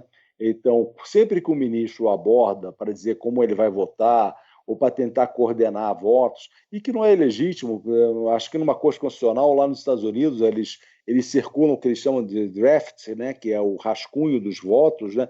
Para tentar dar uma coesão, um rumo, tentar dar à corte um sentido, né, daquela decisão. Ele fala, eu não troco figurinhas, né? E rechaça isso, né? E no livro, assim, inúmeras decisões polêmicas enfim, seja de prisão de senador, de deputado, ele não participa, ele não é sequer convidado, porque ele é esse personagem do contra, né? Mas, por outro lado, em algumas ocasiões, ele consegue criar sua jurisprudência para um futuro e que isso possa ser revisto, né? Ou seja, naturalmente, a questão das ADCs, da prisão em segunda instância, isso vai ter que ser atacado em algum momento, né? A Constituição diz uma coisa, enfim, isso, o Marco Aurélio ele não tá errado quando propõe, enfim, quando profere aquela decisão, e isso vai ser atacado em algum momento, né? Eu me perdi, não? Vamos lá. Não, perfeito, perfeito. Agora, puxando para esse lado ali, Luiz, que era exatamente uma coisa que eu ia. E eu sei que é chute, assim, né? Que é previsão do futuro, que é uma coisa que a gente normalmente não faz. Mas quando a gente vê, então, toda essa questão que a gente está falando, dos ministros eles atuarem sim conforme o que há ao redor deles, né? Que muitas vezes a gente pensa no STF como uma bolha impenetrável e eles só vão decidir conforme eles acham mesmo. E agora a gente vê, né, cada vez mais, então, que eles são permeáveis a tudo isso que circunda eles, quanto à opinião pública, quanto à mídia, etc, etc. E agora com todos esses vazamentos que a gente estava falando, do Intercept, Folha, Veja, etc., vai ter em algum momento esse julgamento referente a habeas corpus de Lula e a respeito de prisão em segunda instância. Com tudo isso que teve, com essas mensagens, com esses, né, ataques ao STF, na tua opinião, assim, tu acha que isso vai ter um impacto nesse pessoal ali do STF de agora, e numa dessas a gente vai ter um resultado que vai ser impactante no sentido, por exemplo, de render um habeas para o Lula ou alguma coisa assim? Bom, o que é inegável, sim, eles não são impermeáveis, eles sofrem as pressões externas e interagem com elas, né? Não é à toa que o ministro dá palestra e fala que, enfim, os corruptos estão se regozijando das mensagens vazadas. O ministro Barroso nesse último fim de semana, na sexta-feira, no interior de São Paulo, né? Sim, eles interagem com isso, né? Essas mensagens da Intercept, assim, na minha avaliação, isso não é uma avaliação dos ministros, talvez elas não tenham o condão de reverter de macular assim com suspeição os julgamentos lá da 13ª Vara, né, do ministro Moro e tudo mais, né? Mas elas contribuem elas dão uma nova atmosfera ao julgamento, né? Eu acho que a solução não será por aí quando eu digo o deslinde, o desenlace do caso, não vai se dar pela leitura do Intercept, né? Talvez o atalho seja assim, as mensagens do Intercept vão dar uma nova configuração política ao ambiente, uma nova abordagem, assim, a opinião pública vai interagir com o tema de uma forma diferente e pode permitir que os ministros decidam o caso por um atalho, vamos supor, sendo mais preciso. Vamos valorar de forma diferente a questão da lavagem de dinheiro. Lula foi condenado por lavagem. Enfim, pode ser que seja por aí, tá? Um atalho, né? E que você crie uma atmosfera em que redunde numa diminuição de pena que resulte numa prisão, numa regressão enfim, de pena, né? Mas por um atalho, não diretamente, assim, não vai ter um efeito direto, né?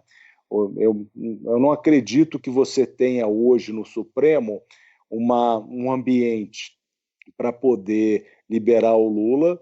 Enfim, eu nem sei enfim, eu não conheço o caso em detalhes, né? Mas eu não acredito que haja esse ambiente no Supremo, né? Pelo menos pelas informações que eu disponho, né? Com as conversas que tenho e tudo mais, né? Eu não acredito que isso ocorra, né? Não, e outra coisa, a gente está cada vez mais acabando tendo que recair algumas coisas que a gente considerava assim, opinião corrente, papo de bar, papo de esquina, mas enfim, a gente sabe que esse tribunal ele é político também e ele existe para isso também, ele funciona numa batida. Mas não há uma carga negativa, não é pejorativo. Claro. O tribunal político é da natureza dele, ele é um poder.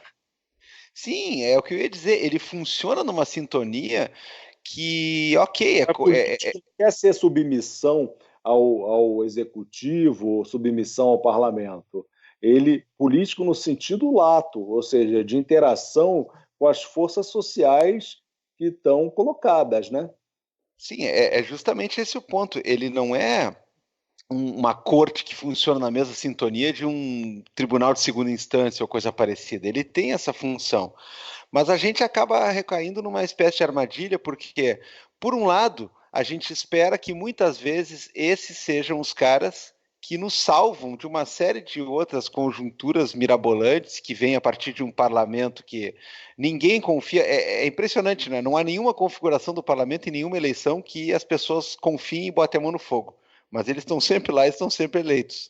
Em compensação, quando eles começam a fazer coisas e eles começam a querer emplacar essas versões, o pessoal também chia, e não sem uma boa parcela de razão, porque eles também não estão lá para legislar ou para ficar modulando a todo tempo a legislação, né, e a sua aplicação como eles bem entendem e tudo mais. Como é que o Supremo, se é que se vê, né? Como é que ele se vê enquanto time, né? Como é que eles pensam essas coisas? É realmente tudo com base nesses blocos ou nessas inimizades? Não há um momento em que, mesmo esses que têm muito atrito divulgado, conhecido, não há algum momento em que eles se reúnem e pensam assim, olha, como é que a instituição vai decidir isso? É sempre ou uma panelinha ocasional ou uma espécie de coincidência? Não. Eu acho que...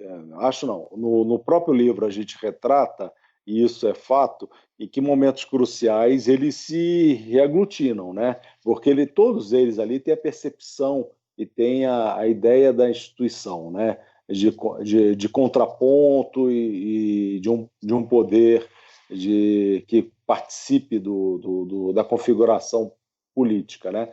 Então, todos eles, em momentos cruciais, a divergência, ou seja, para cada um tenta, as personalidades tentam conduzir o Supremo em determinado rumo, né? Mas se de fato ele é atacado de uma forma crucial, eles se unem em relação a isso. Isso acho que é uma vantagem, e independentemente de quem esteja lá, se é o ministro A, o ministro B, a ministra C, eu acho que isso é uma conquista desse novo Supremo. É um Supremo que se inventou institucionalmente. Essa é a característica. Ninguém falava de Supremo há 10, 20, assim, 20 anos atrás, né? Esse é um Supremo que se inventou. Tanto se inventou porque ele virou vidraça. Ou seja, tem meme de ministro, tem, enfim, abaixa Senado, pedido de impeachment e tudo mais. Mas isso é mais um reflexo do fortalecimento da instituição do que da sua fraqueza, né? Então, quando submetido a uma tensão externa, uma pressão externa, uma força que o vulnere, os indicativos que nós temos é de uma agregação, assim, eles se aglutinam e vão tentar resistir, né? Agora tudo tem limite, né? Claro. Por exemplo, essa situação que aconteceu no início do ano, onde você vê um Toffoli claramente brabo e raivoso em relação àquele tipo de investigação ou acusação que estavam fazendo, não só contra ele, mas obviamente que muito contra ele, e contra a própria casa, que vai redundar agora nessa manifestação do Alexandre, né, do delegado, né, em relação a esse caso todo. Naquele momento, você tem, ou, né, se é que tu sabe essa informação, a gente tem um Supremo todo unificado do tipo assim, tá, vamos resolver isso aí, não pode acontecer? Ali não. Naquele momento, ali foi um pouco personalista. Foi uma coisa mal conduzida e, claro, com um inquérito absolutamente impróprio, né? Pelo menos na avaliação que eu tenho e que as fontes nos fornecem, né? Não é um momento emblemático porque ali não agiu bem, ou seja, a abertura daquele inquérito pelo Toffoli, atribuindo ao Alexandre para investigar mídias e tudo mais, de críticas e tudo mais, não é correto. Não é um momento exemplar, enfim, que a corte se reuniria. Pelo contrário, houve várias críticas entre os ministros, nos bastidores, dizendo que isso era um absurdo, né? Ele realmente se enfraqueceu naquele momento, né? Mas mais adiante, enfim, como o governo Bolsonaro é muito dinâmico, né? Permitiu que ele se recompusesse e reaglutinasse alguns dos ministros em torno dele contra outras ofensivas ainda maiores, né? Luiz, eu tenho uma última pergunta aqui para ti, exatamente referente a essa questão do STF instituição. Porque uma das coisas que vai acontecer é exatamente o Bolsonaro indicar, né, um ministro para o STF, talvez mais do que um até, né, até o fim do seu mandato. Seriam dois, Seriam dois, né? E a gente já ouviu... O Celso e o Marcelo. Exato. Exato. E a gente já ouviu aquele negócio dele de primeiro dizer, olha, vai ser um ministro terrivelmente evangélico, porque já está na hora. Depois disso, agora se fala em algum membro da AGU. Mas, enfim, se a gente pensar numa hipótese em que o Bolsonaro indique uma pessoa com a cara dele, né? Que seja alguém terrivelmente evangélico, alguém que seja extremamente conservador, contra aborto em qualquer hipótese, enfim. Tu acha que o Supremo, então, ele tem as armas suficientes para se proteger de algo nesse sentido, que vai, né, por mais que a gente discorde de muitos ministros, de muitos posicionamentos, etc., a corte parece funcionar, né? E algo nesse sentido pareceria um atentado à corte. Será que consegue se sustentar com mais dois, então, num perfil diferente? Não, com certeza. Eu acho que, assim, o questão de ser terrivelmente evangélico, como disse o Bolsonaro, isso não é um problema. nós tivemos o ministro de Direito, que era terrivelmente católico, cuja essência, se nós colocarmos um ponto de interseção ali com terrivelmente católico, terrivelmente evangélico, era absolutamente contra o aborto. Isso aí ainda não está maduro na sociedade. Quando o Barroso, que é um terrivelmente liberal, vamos lá, decide em turma um HC e que permite o aborto, cara, isso está errado. Assim, embora tenhamos uma posição favorável e tudo mais, isso não está maduro na sociedade ou não foi discutido suficientemente no Supremo para que ele tenha uma posição dessa. Então, tanto terrivelmente evangélico, em síntese, tanto terrivelmente evangélico que o Bolsonaro vem a indicar como ele se propõe, ele vai ser moldar. O poder das instituições é esse. A instituição, ela interfere no personagem, o personagem interfere na instituição. Então, todos ficam ali, todos, assim, algo vai ser diluído desse extremismo, né? E dois não fazem uma corte de 11, não compõem uma maioria, né? Não compõem uma maioria em nenhum sentido. Nem a maioria simples, que vai dar nas turmas, nem de ordem constitucional, que é um quórum maior, né? Então, assim, eu não vejo, se for qualificado, o fato de ser extremamente conservador não é uma coisa que altere ou afete a corte, porque a corte vai ter que lidar com isso, vai ter que processar e tanto o conservador como a corte vão ter que interagir a ponto de encontrar consensos, né? Que eu acho que é a natureza da política e do tribunal, que é a procura de consensos, né? Enfim, é claro, isso a gente está dizendo num processo normal. Em síntese, assim, um indicado do Bolsonaro que seja terrivelmente evangélico, mas que seja competente, que tenha conhecimento jurídico, que tenha probidade e que não, ou seja, ele será absorvido pela corte de uma forma tranquila, né? O que não pode acontecer é um golpe, naturalmente, né? Colocar 11 terrivelmente evangélicos, né? Mas isso ainda não está no cenário, né? Pelo menos. Então, para terminar, eu também faço uma, mas agora eu vou falar mais com o analista ou com o palpiteiro do que com o jornalista e jurista e autor do livro. O sonho dourado, né, de uma certa pessoa parecia ser integrar o STF, né? Mas por mais que a popularidade dele tenha ficado um pouco abalada no último mês em relação a uma série de coisas, parece que começa a surgir uma possibilidade de ele segurar um pouquinho para se candidatar para voos mais altos no executivo. Os ministros atuais, né, que foram entrevistados e foram estudados para a obra, eles têm algo a dizer, se é que realmente eles abriram para você, sobre este personagem chamado Sérgio Moro? Bom, o Sérgio Moro, ele não estava no radar dos ministros quando nós fizemos o livro. Ele era um juiz de primeira instância. O que e que tudo indicava até agora correto, de probidade, com decisões justificadas. Sim, prendeu Lula, prendeu não sei o quê, ok, sentenciou, né? Mas o que nós temos hoje? O Sérgio Moro, ele não é mais um candidato ao Supremo. Ele é muito mais um personagem da política que um personagem da justiça. Embora seja ministro da Justiça, ele está menos propenso a integrar o tribunal do que uma carreira política. O que é uma carreira política? Hoje, pela vibe dele, pelo Twitter, ele já está com 1 milhão de seguidores, todos colonizados a partir do Bolsonaro, né? Ser alguém numa carreira no executivo.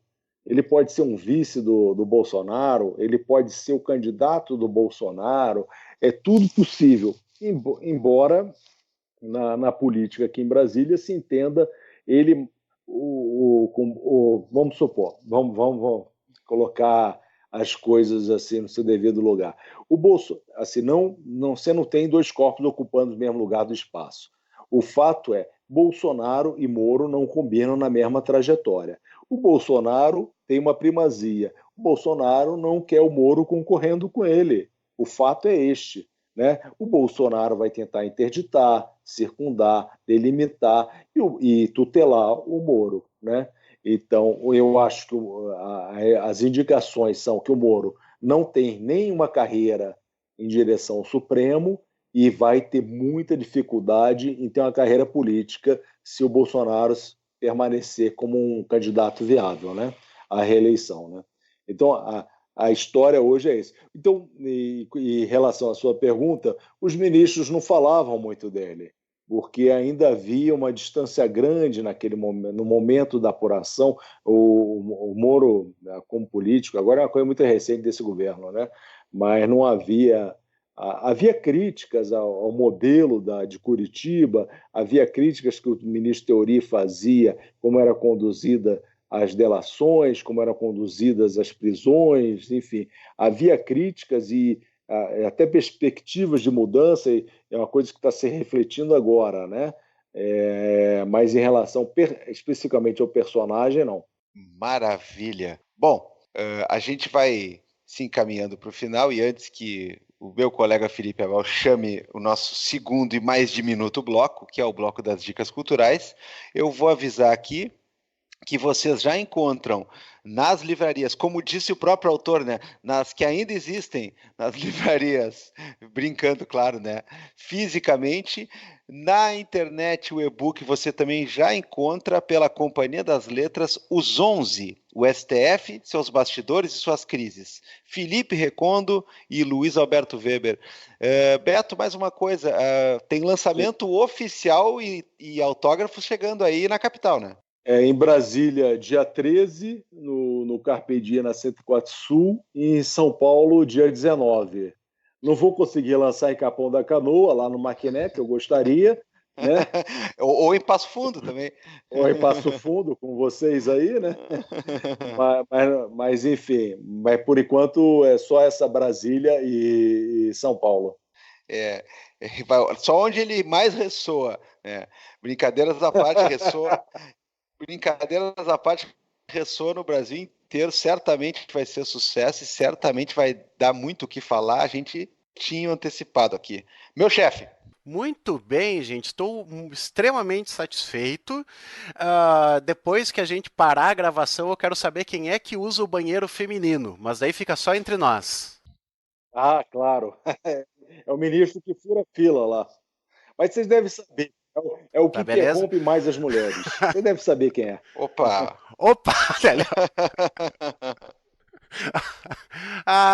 Muito bem, muito bem. Então vamos para as nossas dicas culturais, gente. Eu vou passar em primeiro lugar, então aqui, Gabriel Divan, dá uma dica aí para a galera. Qual é que é a boa da semana? A boa não é dessa semana, mas é uma boa antiga já. Já que estamos falando com como jurista e como acadêmico e pesquisador do direito, né, nós temos um pouco mais de estrada que o nosso convidado, né? Isso é só porque ele começou depois, né? Mas como jornalista, né, ele já vai nos dar um banho. Corrida maluca, né? Corrida maluca. Não, mas o homem está chegando aí, né? É a gente que se acomodou aqui e não decidiu fazer a nossa faculdade de jornalismo. A gente resolveu brincar de radialista, né? Mas, pô, eu não sei se vocês gostam. Eu adoro muito ele. E é uma leitura que, aliás, faz um tempo que eu não faço, que eu não refaço, na verdade, né? Eu gosto muito desse personagem que é uma espécie de jornalista às avessas, né? Que é o Hunter Thompson. E num livro que tem uma coletânea de uma série de artigos e também é uma coisa meio autobiográfica, chamado Reino do Medo, tem um trechinho que é uma das séries que ele fazia, né, do jornalismo gonzo, que é o Fear and Loathing in Elko. Volta e meia, as reportagens dele, os textos começam, né, com esse título do Fear and Loathing, do Medo e Delírio. O Fear and Loathing in Elko é uma história muito engraçada, porque esse cara, ele lá pelas tantas, ele era famoso por não só, obviamente, incrementar e tornar mais divertida e meio apocalíptica até, né, as suas reportagens, entre aspas, como às vezes ele era famoso por inventar coisas, mas não no sentido que é praticado hoje, né? É mais ou menos aquela história, saudades quando as fake news eram as loucuras do Hunter Thompson. E no Fear and Loathing in Elko, ele descreve uma noitada e uma confusão que envolve um personagem em que lá pelas tantas ele estaria dirigindo embriagado e estaria com prostitutas dentro do carro e sofreu um acidente e deu uma bela de uma confusão. E o personagem esse é o Justice Clarence Thomas, que é talvez conhecido por ser um dos mais conservadores membros da Suprema Corte Americana, e é óbvio que isso é uma invenção completa, mas ele não estava nem aí, cara, ele descreveu essa confusão toda envolvendo o Clarence Thomas, e fica por isso mesmo, e quem quiser que vá lá desmenti-lo e tudo mais. Mas enfim, ler o Hunter Thompson é sempre um prazer, é uma coisa muito engraçada, muito cheia de referências, e ele também era um cara muito próximo de muitas figuras da política americana, inclusive Pat Buchanan, né, que não poderia ser mais contrário a tudo que ele, Hunter, vivia e pregava e tudo mais, mas enfim, é um personagem que vale a pena ser lido, porque em tempos de fake news, em tempos de gente mentindo à torta e à direito e basicamente fabricando fatos e dados como a gente vê por aí, né? Vamos falar com os profissionais que faziam isso, inclusive porque tinham vocação. Então, Hunter Thompson é a dica mais ou menos trivial que eu dou para vocês no final desse programa. Muito legal, Gabriel Divan, já está aqui anotadinho, vai estar lá no post no nosso site. Luiz, dá uma dica para a galera que está nos ouvindo aí também. Cara, não sei se... Aqui é uma coisa mais simples, né? Eu não sei se está passando... Vocês estão onde? Passo Fundo ou não? Eu estou em Passo Fundo. Eu em Porto Alegre no momento. O documentário da Ruth Ginsburg, da RDB, que eu não sei se chegou a passar aí, que é da ministra da Suprema Corte Americana, que ela teve uma estratégia muito interessante, que ela que fez... Ela é responsável talvez pela ascensão feminina, pela construção da nova mulher na sociedade.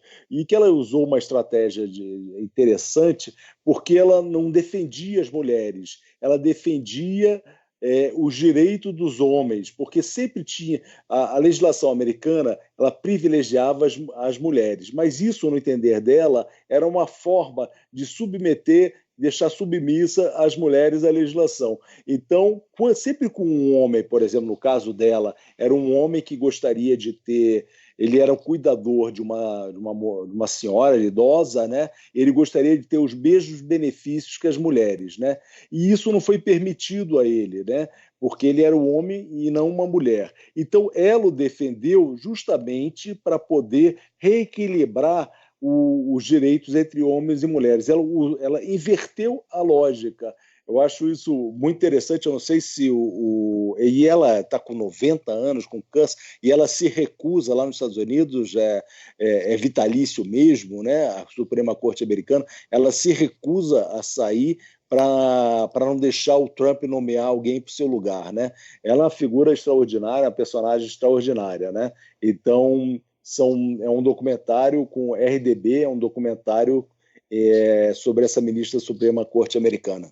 Eu assisti esse documentário, ele é bem interessante, concorreu ao Oscar ano passado, esse ano, eu acho. Da sobrinha dela, pela sobrinha dela. A gente não tem cinema, mas a gente tem aqueles meio alternativos, sabe? Então a gente vai... algum site russo vocês vão achar, né? Exatamente. E ela é muito bacana exatamente por causa disso, né? Ela tá com 86 anos agora, até vim aqui colar.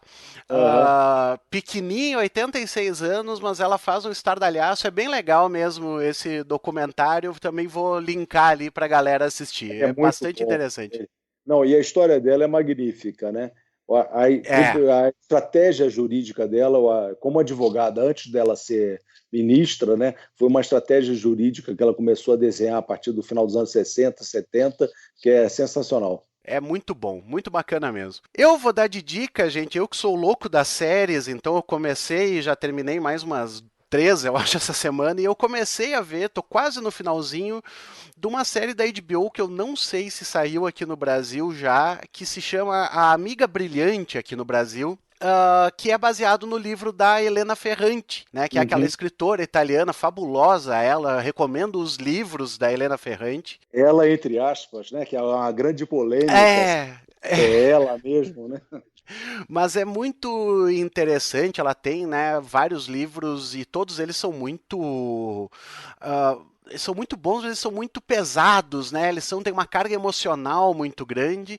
E esse seriado é baseado no livro dela, então, em que conta a história de duas meninas e principalmente a relação delas com a questão da educação, do estudo e todo o drama familiar que circunda, né? Essa questão. O seriado é muito bem produzido, muito bem. Mas você viu como? Eu não. Eu vi por meios alternativos. Tem alternativos, né?